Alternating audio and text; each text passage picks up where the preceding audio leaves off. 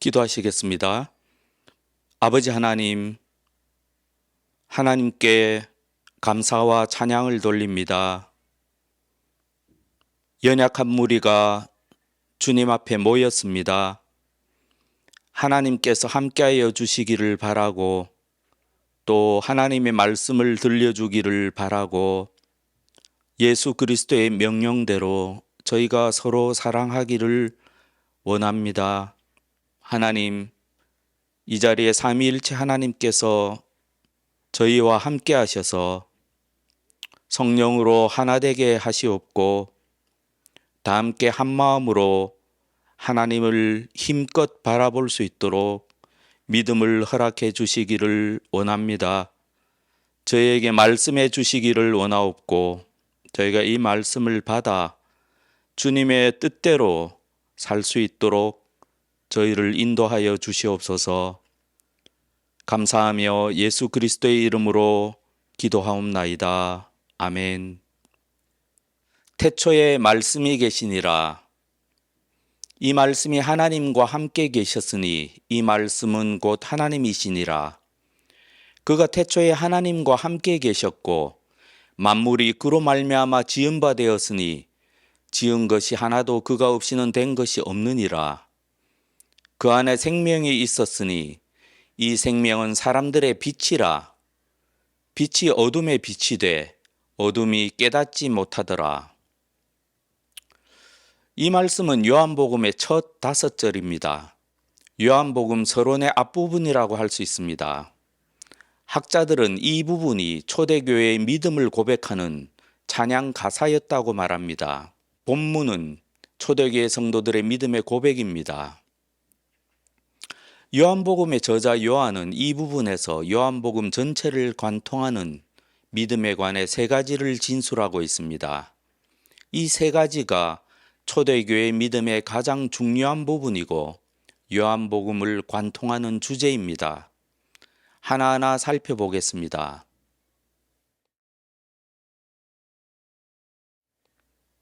사도 요한은 예수님에 관해 다음과 같이 증언합니다. 태초에 말씀이 계시니라. 이 말씀이 하나님과 함께 계셨으니 이 말씀은 곧 하나님이시니라. 그가 태초에 하나님과 함께 계셨고, 이 말씀을 정확하게 이해하려면 사도 요한이 살았던 시대의 사상을 알아야 합니다. 당시의 사람들은 그리스 철학과 유대 사상의 영향을 많이 받고 있었습니다. 여기서 말씀으로 번역한 그리스어는 로고스입니다.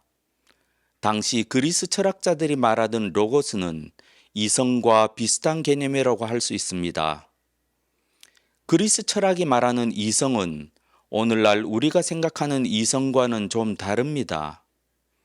고대 그리스 철학자들은 이성이 우주를 구성하고 지탱하는 힘이라고 믿었습니다. 오늘날에는 아무도 그렇게 생각하지 않죠. 그리스 철학자들이 로고스가 우주를 구성하고 지탱하는 힘이라고 믿었기 때문에 사도 요한은 태초에 로고스가 있었다. 이 로고스가 하나님과 함께 계셨고 이 로고스는 다름 아닌 하나님이시다 라고 말하며 예수님을 소개할 수 있었습니다. 즉 사도 요한은 너희들이 아는 우주를 구성하고 지탱하는 그 로고스가 다름 아닌 하나님의 아들이신 예수님이시다 라고 주장하는 것이지요.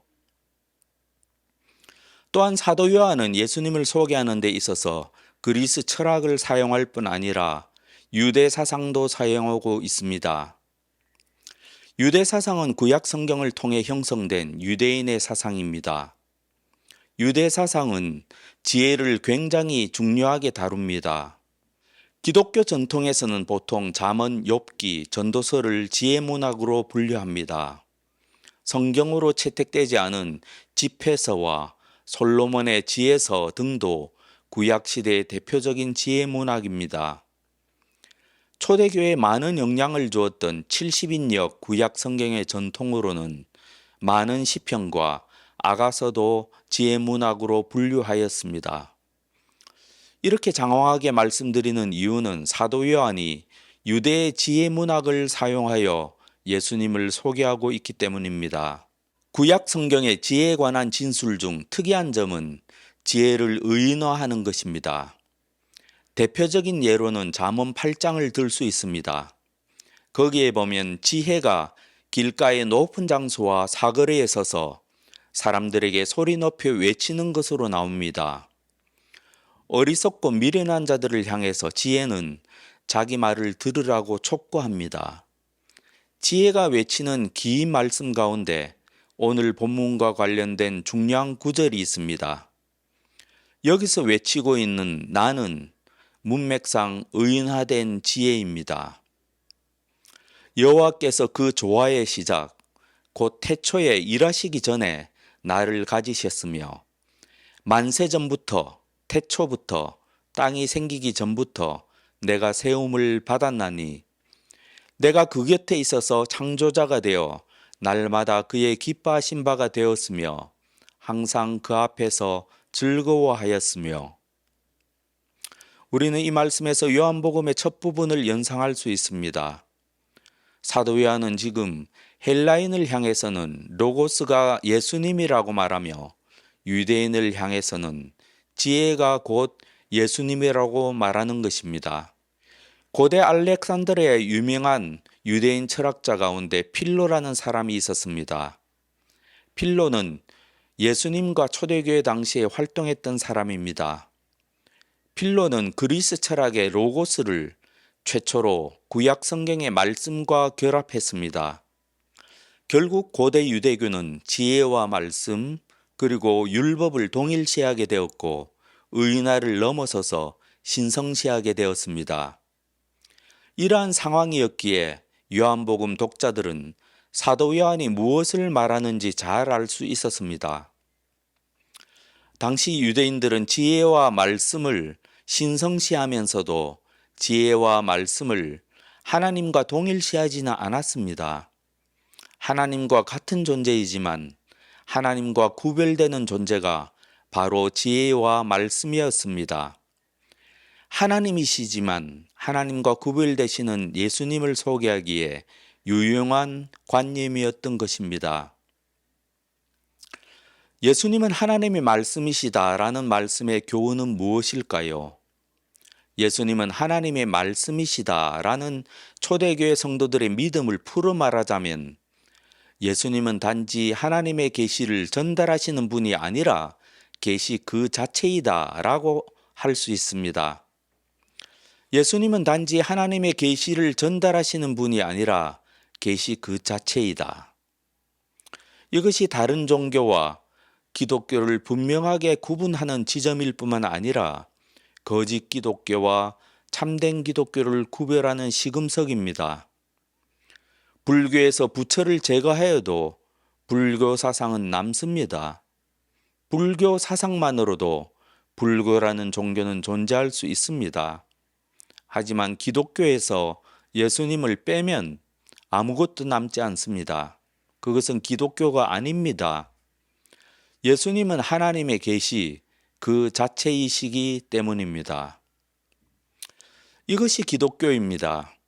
예수님이 하나님의 계시 그 자체이기 때문에 하나님의 말씀대로 산다는 것은 성경에 쓰인 하나님의 말씀을 지키는 것을 넘어섭니다. 성경에 쓰인 기독교의 윤리는 세상의 모든 종교의 윤리와 비교할 수 없을 정도로 뛰어납니다. 모든 종교학자가 동의하는 사실입니다. 예를 들어 내 이웃을 내 몸과 같이 사랑하라 라는 하나님 말씀은 성인 중에 성인도 수행하기가 벅찬 가르침입니다. 하지만 성경에 쓰인 하나님의 율법을 자구대로 지키는 일은 참된 기독교 신앙과 한참 거리가 멉니다. 하나님의 말씀대로 산다는 것은 오직 기독교인과 예수님과의 관계에 달려 있습니다. 이것이 기독교 신앙의 특별한 점입니다. 그래서 예수님을 믿는 것을 성경은 영접이라고 표현합니다. 예수님을 믿기 위해 성경은 문을 열라라고 표현합니다. 예수의 영을 모시지 않는 사람은 예수의 사람이 아니다라고 말씀하십니다. 만일 너희 속에 하나님의 영이 거하시면 너희가 육신에 있지 아니하고 영에 있나니 누구든지 그리스도의 영이 없으면 그리스도의 사람이 아니라. 그러므로 저는 성경의 권위로 여러분에게 다음과 같이 물을 수가 있습니다. 예수님이 하나님의 말씀이시라는 사실을 믿습니까? 여러분의 믿음의 증거는 무엇입니까? 예수님은 여러분에게 어떤 분이십니까? 여러분은 예수님의 말씀을 지키고 계십니까? 예수님을 사랑하십니까? 예수 그리스도의 영을 받았습니까? 예수님과 연합하였습니까? 그래 예수님처럼 하나님을 아빠, 아버지라고 부르짖습니까? 기독교를 믿는다는 것은 경전을 넘어서는 인격적 관계의 문제이며 예수님을 믿는 일은 예수님의 모범을 따르려고 노력하는 일이 아니라 예수의 영을 소유하는 문제입니다. 성경을 공부하는 것으로 끝나서는 안 됩니다. 성령을 받아야 합니다.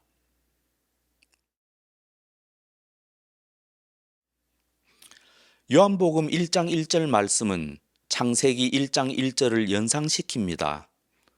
창세기 1장 1절은 다음과 같이 시작합니다. 태초에 하나님이 천지를 창조하시니라. 요한복음 다음과 같이 시작됩니다. 태초에 말씀이 계시니라. 사도 요한은 이같이 시작함으로써 당시 유대인들의 창조에 관한 믿음을 인정하고 공유합니다. 당시 유대인들은 창조 이전에 지혜와 말씀이 있었고 지혜와 말씀을 통하여 하나님이 천지를 창조하셨다고 믿었습니다. 사도 요한은 유대인들이 알고 있던 그 지혜와 말씀이 예수님이라고 증언하는 것입니다. 이어서 사도 요한은 예수님에 관해 다음과 같이 증언합니다. 그가 태초에 하나님과 함께 계셨고 만물이 그로 말미암아 지은 바 되었으니 지은 것이 하나도 그가 없이는 된 것이 없느니라. 앞서 말씀드린 것처럼 유대 랍비들은 하나님이 자신의 지혜, 말씀, 율법으로 만물을 창조하셨다고 가르쳤습니다.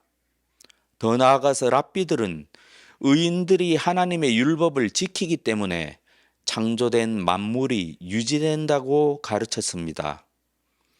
어떤 랍비들은 창세기 1장에서 하나님이 창조하실 때 하나님이 가라사대라는 말씀을 10번 선포하셨다는 사실을 근거로 하나님이 십계명으로 천지를 창조하셨다고까지 생각하였습니다. 그랬기 때문에 적어도 고대의 유대 랍비들은 3절의 말씀에 완벽하게 동의했을 것입니다. 그가 태초에 하나님과 함께 계셨고 만물이 그로 말미암아 지은 바 되었으니 지은 것이 하나도 그가 없이는 된 것이 없느니라. 여기서 사도 요한은 유대인의 일반적인 믿음을 토대로 더 나아갑니다. 예수님은 말씀이시지만 유대인들이 알고 있던 말씀과 차이가 있다고 강조하십니다. 당시 유대교의 교리에 따르면 지혜는 다른 피조물이 창조되기 이전에 존재하고 있었습니다. 하지만 인격화된 지혜는 다른 피조물과 마찬가지로 하나님이 창조하신 존재였습니다. 사도 요한은 2절 말씀에서 태초에 그 말씀이 창조되었다라고 하지 않고 계셨다라고 하심으로써 예수님이 창조된 존재가 아니라 영원전부터 존재하신 분이라는 사실을 암시합니다. 더 나아가 예수님을 하나님이라고 명시함으로써 일반적인 유대 개념을 뛰어넘어서 예수님이 창조되지 않은 하나님이심을 강력하게 암시합니다. 이 모든 것이 사도 요한의 증언입니다. 그럼 예수님은 스스로 자신에 관해 어떻게 생각하셨을까요? 예수님이 십자가 죽음을 앞두시고 제자들을 위해 기도하시며 다음과 같이 말씀하셨습니다. 아버지여, 창세전에 내가 아버지와 함께 가졌던 영화로서 지금도 아버지와 함께 나를 영화롭게 하옵소서. 이것이 기독교입니다. 예수님은 하나님이시며 창조자이십니다. 예수님이 스스로 증언하셨고 사도들도 한 입으로 예수님을 창조의 대응자로 고백하였습니다. 오늘 본문과 마찬가지로 골로새서 1장 15절부터 20절까지도 초대교회의 찬송 가사였습니다. 예수님이 돌아가신 후 채 30년도 지나지 않은 최소한 AD 61년 이전에 쓰인 기록입니다. 이는 사도신경과 마찬가지로 초대교회 믿음의 선배들의 신앙 고백입니다. 그는 보이지 아니하는 하나님의 형상이시요 모든 피조물보다 먼저 나신 이시니 만물이 그에게서 창조되되 하늘과 땅에서 보이는 것들과 보이지 않는 것들과 혹은 왕권들이나 주권들이나 통치자들이나 권세들이나 만물이 다 그로 말미암고 그를 위하여 창조되었고 또한 그가 만물보다 먼저 계시고 만물이 그 안에 함께 섰느니라. 그는 몸인 교회의 머리시라. 그가 근본이시요 죽은 자들 가운데서 먼저 나신 이시니 이는 친히 만물의 으뜸이 되려 하심이요. 우리가 예수님이 하나님과 함께 세상을 창조하신 분이라고 진정으로 믿는다면 많은 것이 달라집니다. 아직 믿지 않는 분들도 그렇고 교회에 다니고 믿음이 있다고 하는 많은 신자도 예수님을 자신의 구원과만 관련지어 생각하는 경향을 보입니다. 하지만 예수님은 믿는 사람의 구원자이시기만 한 것이 아닙니다. 예수님은 구원자이실 뿐 아니라 주님이십니다. 그런데 예수님의 주님 되심은 구원을 넘어 창조에 있다 있습니다. 정리하자면 기독교 신앙의 가장 겉면에 교회론이 있고 그 아래 층위에 구원론이 있으며 가장 깊은 곳 신앙의 핵심에 창조론이 있습니다. 그렇게 구원하시는 하나님, 구원하신 예수님으로만이 아니라 창조의 하나님, 창조의 대행자이신 예수님을 믿는 신앙을 가졌던 우리의 믿음의 선배들은 자신의 구원을 넘어서 이웃의 구원을 넘어서 전 우주의 모든 창조된 세계와 자신들을 관련지었습니다. 자연에 대한 관심, 사회에 대한 관심은 구원론에 근거한 것이 아니라 창조론에 근거한 믿음의 결과였고 참된 기독교 신앙의 당연한 열매였습니다. 그 결과 우리는 하나님께서 믿는 자들을 구원하신 장대한 궁극의 목적을 알게 됩니다. 방금 읽은 골로새서의 그 다음 구절입니다. 아버지께서는 모든 충만으로 예수 안에 거하게 하시고 그의 십자가의 피로 화평을 이루사 만물 곧 땅에 있는 것들이나 하늘에 있는 것들이 그로 말미암아 자기와 화목하게 되기를 기뻐하심이라.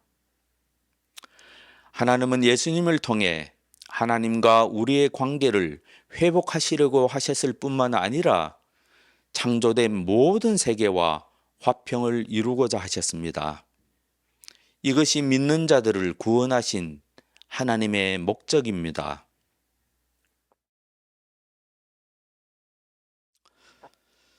마지막으로 예수님은 사람들의 생명의 빛이십니다. 그 안에 생명이 있었으니 이 생명은 사람들의 빛이라. 빛이 어둠의 빛이 돼 어둠이 깨닫지 못하더라. 성경의 어휘 중 생명이나 영원한 생명을 일컫는 영생에 대한 오해가 참 많은 것 같습니다. 구약 성경 전체에서 생명은 인간의 상태나 운명에 관한 추상적인 개념이 아닙니다. 구약 성경에서 생명은 구체적이고 눈에 보이며 오히려 물질적인 개념으로 일관성 있게 묘사됩니다. 일반적으로 사람들이 알고 있는 견해와는 달리 성경은 세상을 물질 세계와 비물질 세계로 구분하지 않습니다. 또한 성경은 인간을 흔히 말하는 대로 육체적, 지성적, 영적으로 나누지도 않습니다. 그러한 구분법은 그리스 철학의 영향을 받은 것입니다. 본래 구약 성경에서 영적이라는 것은 굳이 가장 단순화시켜 말하자면 하나님의 영, 곧 성령과 관련된 것이며, 육신적이라는 것은 성령과 관련이 없는 것을 말합니다. 하나님만이 영원하시며 하나님을 제외한 모든 것이 유한하며 부패하고 소멸합니다. 그러므로 하나님의 영과 관련된 것만이 생명이 있고 그 외의 모든 것은 죽음에 굴복할 수밖에 없다고 성경은 이야기합니다. 이것이 성경 전체의 일관된 계시입니다. 더 나아가서 생명과 관련해서 우리가 알아야 할 성경 사상은 생명은 필연적으로 많음, 풍부함, 다양함, 충만함을 포함하는 개념이라는 것입니다. 그래서 히브리 성경에서 생명은 단수가 아니라 항상 복수로 나옵니다. 이것은 문자 그대로 숫자가 많아서가 아니라 생명의 다양성과 풍성함을 의미하기 때문입니다. 곧 유대인에게 있어서 생명을 가지고 산다는 것은 단지 존재하는 것이 아니라 풍성한 삶의 축복을 가지고 존재하는 것입니다. 그래서 구약의 표현에는 굶주림으로 죽어가던 사람이 음식을 마음껏 먹음으로써 생명을 얻게 됩니다. 죽음의 위협을 받는 자가 위험에서 구출되면 생명을 얻게 됩니다. 병들어 죽어가던 사람이 치유를 받으면 그것을 생명을 얻게 되었다고 표현합니다. 이처럼 생명은 한 인간이 존재하는 것을 넘어서서 풍부한 환경이나 소유를 묘사하는 어휘입니다. 인간이 생명을 얻는다는 것은 산다는 것을 넘어서서 일종의 번영을 경험하는 것입니다. 영원한 생명, 곧 영생을 얻는다는 것은 영원히 산다는 것을 넘어서서 영원한 행복과 영원한 축복, 더욱더 좋은 성경 어휘로는 영원한 화평을 누리며 사는 것을 의미합니다. 그리고 예수님을 통해서 하나님의 생명이 믿는 자에게 주어집니다. 하지만 어둠은 생명의 빛을 거절하였습니다. 이것이 본문의 의미입니다. 예수님의 말씀입니다. 아들을 믿는 자에게는 영생이 있고 아들에게 순종하지 아니하는 자는 영생을 보지 못하고 도리어 하나님의 진노가 그 위에 머물러 있느니라. 다음은 하나님의 은혜를 받은 사람의 고백입니다. 찬송하리로다. 하나님 곧 우리 주 예수 그리스도의 아버지께서 그리스도 안에서 하늘에 속한 모든 신령한 복을 우리에게 주시되. 그러므로 진정한 기독교는 기본적으로 기복적이라고 할 수 있습니다. 하나님은 믿는 자를 축복하기를 기뻐하십니다. 여러분은 하나님의 축복을 받으셨습니까? 그리고 하나님의 축복을 받고 계십니까? 사람들은 한국교회를 기복적이라고 비판하지만 그 비판은 정확하지 않습니다. 왜냐하면 기독교는 기본적으로 복을 추구하는 종교이기 때문입니다. 하나님이 믿음의 조상 아브라함을 왜 부르셨습니까? 복을 주시기 위함입니다. 하나님께 받은 복으로 많은 민족에게 복을 나누어 주기 위함입니다. 그러므로 한국교회를 기복적이라고 비판하는 것은 온당치 않고 기독교를 믿는다고 하는 사람들이 하도 이기적이라 받은 복을 사회와 나누지 않는다고 비판하는 것이 한국교회에 대한 올바른 비판이라고 생각합니다. 생명의 빛이 어둠을 비추었습니다. 하지만 어둠은 빛을 깨닫지 못하였습니다. 빛이 어둠에 비치되 어둠이 깨닫지 못하더라. 이것이 요한복음 전체의 흐름입니다. 이 말씀은 두 가지 의미를 가지고 있습니다. 일종의 언어 유희입니다. 깨닫지 못했다라는 헬라어는 이기지 못했다 혹은 극복하지 못했다로도 번역할 수 있습니다. 빛이 어둠에 비치되 어둠이 빛을 깨닫지 못했다. 빛이 어둠에 비치되 어둠이 빛을 이기지 못했다. 이것이 요한복음 전체의 스토리 라인입니다.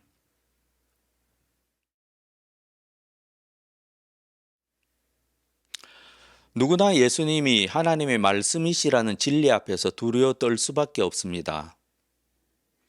진실로 예수님이 말씀이시라면 예수님의 말씀을 거절하는 것은 창조주 하나님을 거절하는 것과 같습니다. 여러분 가운데 아직 믿음의 길에 들어서지 않은 분이 계시다면 하늘시학 교회에 출석하시는 한 자이든 타이든 기독교에 관해 듣게 되실 것입니다. 그리고 기독교 믿음을 가진 사람들을 자세히 관찰하시게 되실 것입니다. 여러분이 여러 다양한 관점으로 기독교에 관해 알아보실 수 있겠지만 우선 예수님에 관해 집중해 보실 것을 추천합니다. 예수는 누구인가? 예수는 무엇을 어떻게 가르쳤나? 예수는 그를 따르는 자들에게 무엇을 요구했나? 예수는 정말로 길이요 진리요 생명인가? 앞으로 요한복음 설교를 통해서 예수님을 거절한 많은 사람들과 예수님을 영접한 소수의 사람들을 보시게 될 것입니다. 요한복음에서 벌어졌던 일은 오늘날 교회 안에서도 벌어지고 있습니다. 교회 다닌다고 모두 기독교 신앙을 가진 것은 아닙니다. 다만 역사적으로 확실한 것은 예수님이 자신에 관해 진실하셨다는 사실입니다. 그리고 예수님의 제자들도 예수님에 대해 보고 들은 것을 진실하게 증언하셨다는 사실입니다. 예수님은 자신을 하나님의 아들이라고 증언하셨고 자신을 길이요 진리요 생명이라고 하셨습니다. 예수님은 사기꾼인가요? 미친 사람인가요? 아니면 진실로 하나님의 아들이신가요? 믿을 수 없는 이야기를 믿는 여러분 옆에 있는 하늘시학 교인들은 어떤가요? 사기꾼인가요? 미친 사람인가요? 아니면 진실한 믿음을 가지고 있는 것 같습니까? 하나님은 자신을 찾는 사람을 절대로 거절하지 않으십니다. 진실한 마음으로 생명을 찾고자 하면 반드시 찾게 됩니다. 여러분이 최소한 구도자의 마음을 가질 것을 목사로서 권면합니다. 하늘시야 지체 모두에게 권면드립니다. 우리가 비록 예수님을 믿을지라도 오늘 말씀이 우리에게 던지는 질문을 스스로 해볼 필요가 있습니다. 요한복음은 믿지 않는 사람들을 위해 쓰인 것이 아니라 본질적으로 믿는 사람을 위해 쓰였기 때문입니다. 나에게 믿음의 증거가 있는가? 나에게 성경이 말씀하시는 그 생명이 있는가? 나는 영원하신 하나님과 영생을 누릴 영적인 사람인가? 아니면 육신에 속한 사람인가? 나는 예수님을 소유하였는가? 나에게 예수의 영이 있는가? 나는 예수님과 연합하였는가? 예수님처럼 나에게도 하나님은 진정 아빠, 아버지이신가? 다음의 말씀은 초대교회의 유명한 찬송가입니다. 저와 여러분도 우리 믿음의 선배들처럼 예수 그리스도 안에서 하늘에 속한 모든 신령한 복을 누리시기를 간절히 기원합니다. 찬송하리로다 하나님 곧 우리 주 예수 그리스도의 아버지께서 그리스도 안에서 하늘에 속한 모든 신령한 복을 우리에게 주시되 곧 창세전에 그리스도 안에서 우리를 택하사 우리로 사랑 안에서 그 앞에서 거룩하고 흠이 없게 하시려고 그 기쁘신 뜻대로 우리를 예정하사 예수 그리스도로 말미암아 자기의 아들들이 되게 하셨으니 이는 그가 사랑하시는 자 안에서 우리에게 거저 주시는 바 그의 은혜의 영광을 찬송하게 하려는 것이라. 아멘.